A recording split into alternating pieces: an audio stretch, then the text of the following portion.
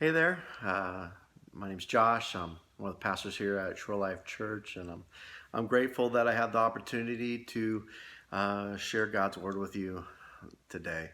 We'll be in Psalm 121. But to kind of frame our time, I want to start off with a little reflection.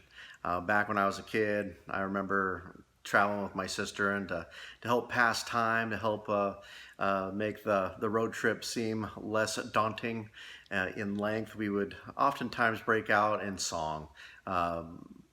Prominently, they were all silly songs, Wheels on the Bus and different things like that.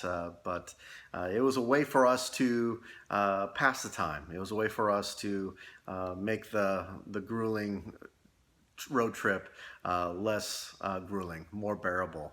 And, depending on your background, maybe you had similar things. I think of maybe some movies come to mind of as military platoons are going through the land, marching from battle to battle. They break out into song, into chants, if you will. Maybe a football team. You're part of a football team that part of their pregame stretch involved a song or a chant or something along those lines. This Psalm 121 is most likely would have been sung as people traveled to Jerusalem, as they went to Jerusalem on pilgrimage, and they would have used it obviously to pass the time, but it was an expression, it was a confession of biblical truths that they knew about their God, about Yahweh. And so I just want to invite you, listen to Psalm 121, spend some time in it this week, and allow it to shape us. So join me there. This is from the NIV. I lift up my eyes to the mountains. Where does my help come from? My help comes from the Lord, the maker of heaven and earth. He will not let your foot slip. He who watches over you will not slumber. Indeed, who watches over you, or watches over Israel, will neither slumber nor sleep. The Lord watches over you. The Lord is your shade at your right hand. The sun will not harm you by day, nor the moon by night. The Lord will keep you from all harm. He will watch over your life. The Lord will watch over your coming and your going, both now and forever. And for those of you who love structure, you are going to just find great joy in how this psalm is broken down. It's really kind of broken down into 4 segments, using 2 verses at a time. And so I'm going to do the same, just walk us through kind of some of those insights, and we'll be done with that.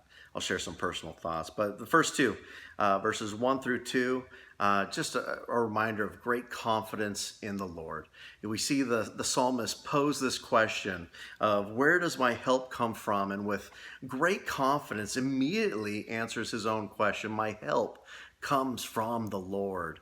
And I just love the imagery of how we can have confidence in the Lord.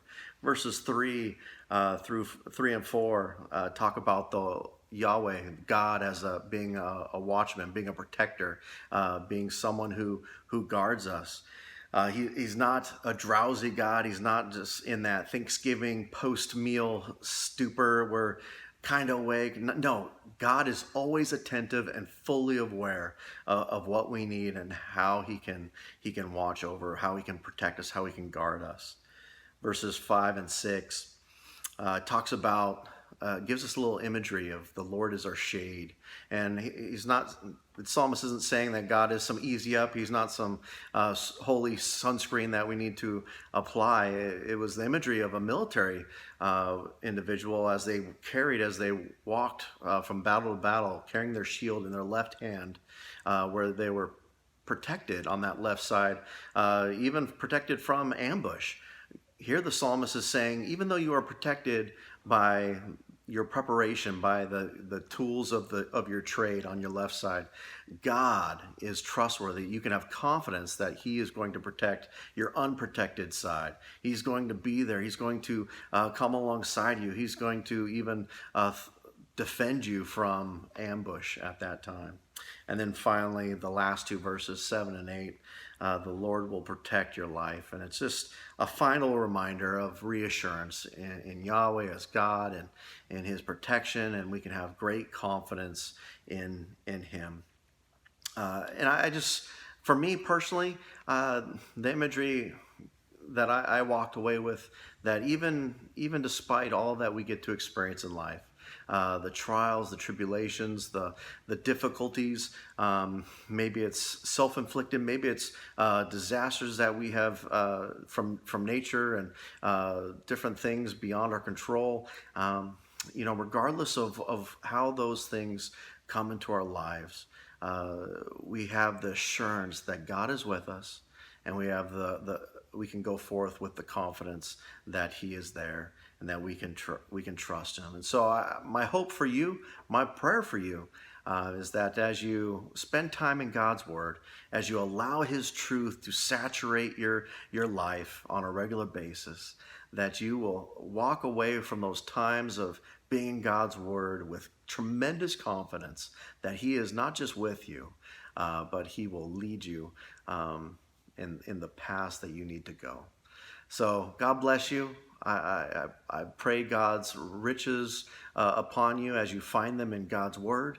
And until we see each other again, God's strength.